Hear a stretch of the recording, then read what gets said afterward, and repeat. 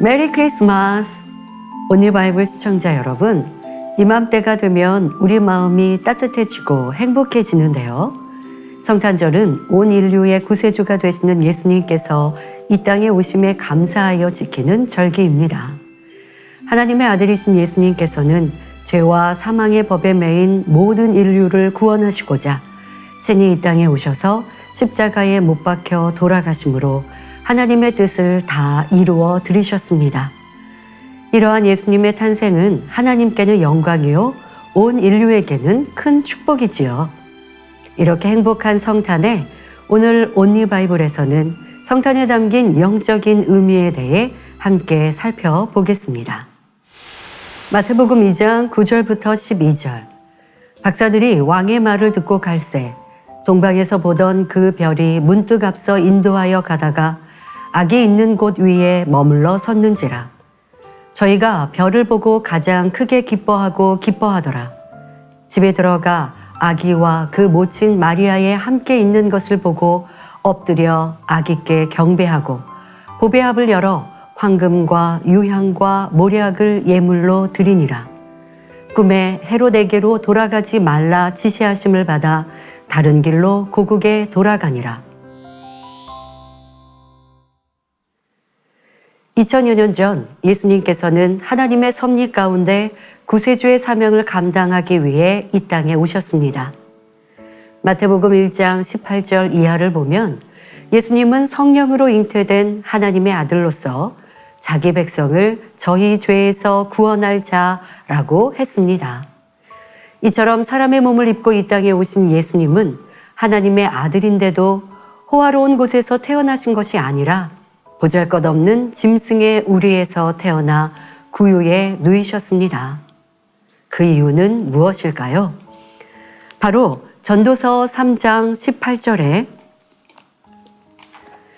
내가 심중에 이르기를 인생의 일에 대하여 하나님이 저희를 시험하시리니 저희로 자기가 짐승보다 다름이 없는 줄을 깨닫게 하려 하심이라 하신 말씀처럼 짐승과 다를 바 없는 사람들을 구원하시기 위함이었습니다. 원래 하나님께서는 사람을 하나님의 형상대로 지으시고 영이신 하나님과 교통을 이루며 만물의 영장으로서 모든 생물을 다스리게 하셨습니다.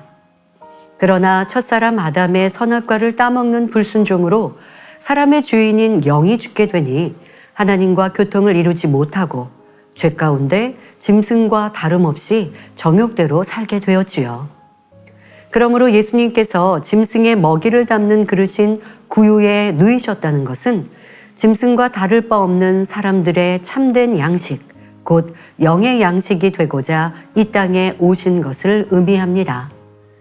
요한복음 6장 51절부터 55절에 보면 예수님께서는 나는 하늘로서 내려온 산떡이니 사람이 이 떡을 먹으면 영생하리라. 나의 줄 떡은 곧 세상의 생명을 위한 내 살이로라 하시니라. 이러므로 유대인들이 서로 다투어 가로되 이 사람이 어찌 능히 제사를 우리에게 주어 먹게 하겠느냐. 예수께서 이르시되 내가 진실로 진실로 너희에게 이르노니 인자의 살을 먹지 아니하고 인자의 피를 마시지 아니하면 너희 속에 생명이 없느니라. 내 살을 먹고 내 피를 마시는 자는 영생을 가졌고 마지막 날에 내가 그를 다시 살리리니 내 살은 참된 양식이요 내 피는 참된 음료로라 말씀하셨습니다. 사람이 하늘로서 내려온 산떡을 먹는다는 것은 하나님 말씀을 마음의 양식 삼는 것을 의미합니다. 사람의 몸이 양식을 먹어야 살아갈 수 있듯이 사람의 영도 영의 양식을 먹어야 살 수 있지요. 이처럼 예수님께서는 영이 죽어 짐승과 다를 바 없게 된 사람을 하나님께서 원하시는 참 자녀로 변화시켜 주시기 위해 친히 영의 양식이 되어 주셨습니다. 우리에게 이를 깨달을 수 있도록 아기 예수님을 구유에 누이신 것이지요. 마태복음 2장 1절 이하를 보면 동방으로부터 박사들이 예루살렘에 이르러 유대인의 왕으로 나신 이가 어디 계시뇨? 라고 물으며 그의 별을 보고 경배하러 왔다고 합니다. 그러자 헤롯 왕과 온 예루살렘이 이 소식을 듣고 소동이 일어났습니다. 헤롯 왕은 모든 대제사장들과 백성의 서기관들을 모아 그리스도가 어디서 나겠느뇨? 라고 묻습니다. 그리고 그들이 가르쳐 준 대로 박사들을 베들레헴으로 보내며 아기를 찾거든 알려달라고 하였지요. 이는 예수님을 경배하고자 함이 아니라 죽이고자 함이었습니다. 동방 박사들은 별을 보고 예수님이 태어나신 곳을 찾아가 경배하고 예물을 드렸습니다. 그 후 하나님께서는 박사들의 꿈에 헤롯 왕에게 가지 말라 지시하셨고 그들은 고국으로 돌아갑니다. 예수님의 육의 부친인 요셉 역시 꿈을 통해 지시를 받아 온 가족이 헤롯 왕을 피해 애굽으로 떠났지요. 이렇게 하나님께서는 모든 것을 아시고 인도에 가십니다. 동방으로부터 온 박사들을 부르시고 미리 준비한 귀한 예물을 아기 예수님께 드린 데에도 영적인 의미가 담겨 있습니다. 이들은 온 인류를 대표하여 인생을 구원하시기 위해 이 땅에 오신 예수님께 엎드려 경배하고 보배합을 열어 3가지 예물을 드렸습니다. 바로 이 땅에서 가장 귀히 여기는 것, 곧 황금과 유향과 모략을 드렸지요. 이 예물은 영적으로 무엇을 의미하며 예수님께서는 3가지 예물을 받으시고 우리에게 무엇을 주셨을까요? 먼저 황금을 예물로 드렸습니다. 동서고금을 막론하고 사람들이 귀히 여기는 황금은 재물과 부귀를 뜻합니다. 그런데 마태복음 6장 21절에 내 보물이 있는 그곳에는 내 마음도 있느니라 하신 대로 황금은 또한 마음을 뜻한다고 볼 수 있지요.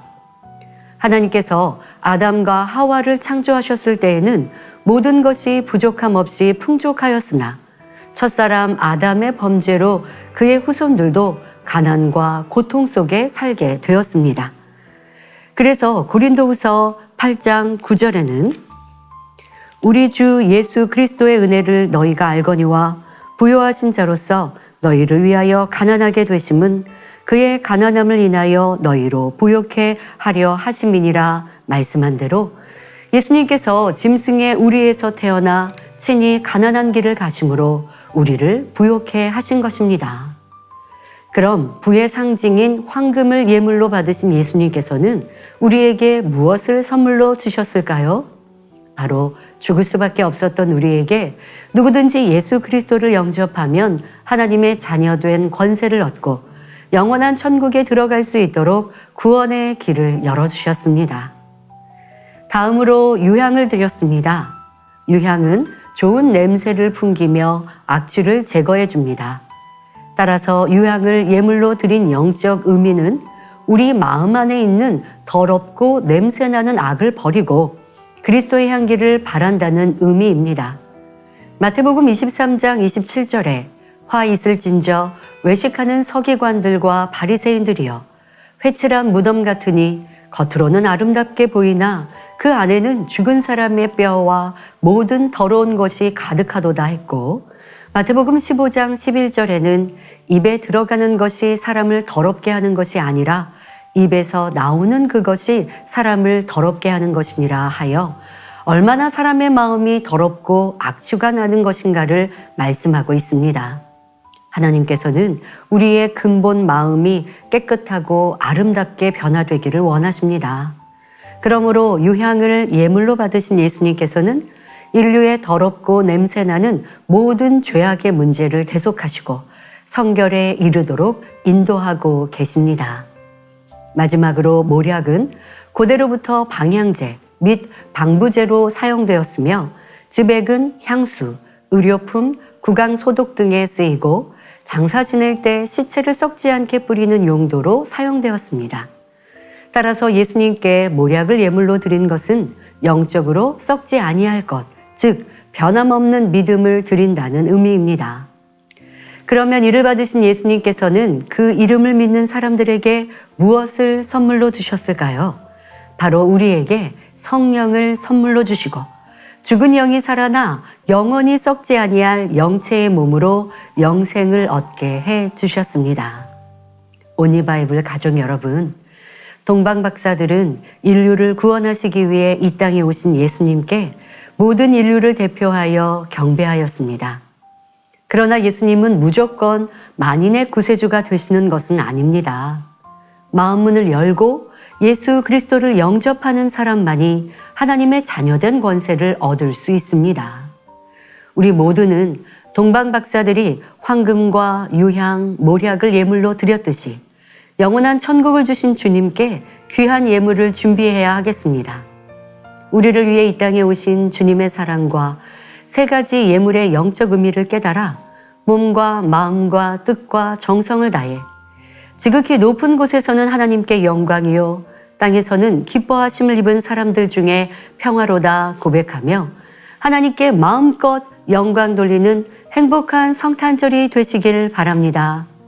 메리 크리스마스! 제가 기도하겠습니다. 좋으신 주님 감사합니다. 모든 죄악 가운데 우리를 구원하시기 위해서 낮고 천한 이 땅에 사람의 몸을 입고 오셨고 우리를 위해 가난하게 나시며 우리를 위해 십자가의 고난과 고초를 당하신 사랑의 주님께 모든 감사와 영광을 올려드립니다. 항상 우리의 삶 속에 그 주님의 은혜를 기억하여 더 기뻐하시는 성결하고 깨끗한 사람들이 되게 하시고 특별히 성탄절을 맞아 마음껏 주님의 사랑, 아버지의 은혜에 감사하며 보답하는 모든 복된 성도들이 되게 하여 주옵소서. 모든 감사와 영광을 올려드리며 우리 주 예수 그리스도의 이름으로 기도하옵나이다. 아멘.